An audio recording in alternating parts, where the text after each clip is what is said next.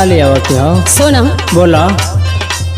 खाती खाती माड़ भाती होई गोइली लकड़ी, खाती खाती माड़ भाती होई गोइली लकड़ी।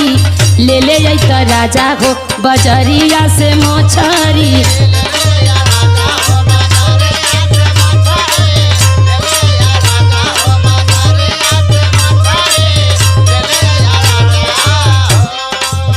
कहाँ से मछली ले आई? तो के रोज रोज मछली चाहला? अरे रोज चाह तो हम कहती। पैसा बा? सुना बोला। पैसा के कड़की बाटे छूट गईल नौकरी, पैसा के कड़की बाटे छूट गईल नौकरी। खाए खातिर मांग तारू रोज धनी मछरी।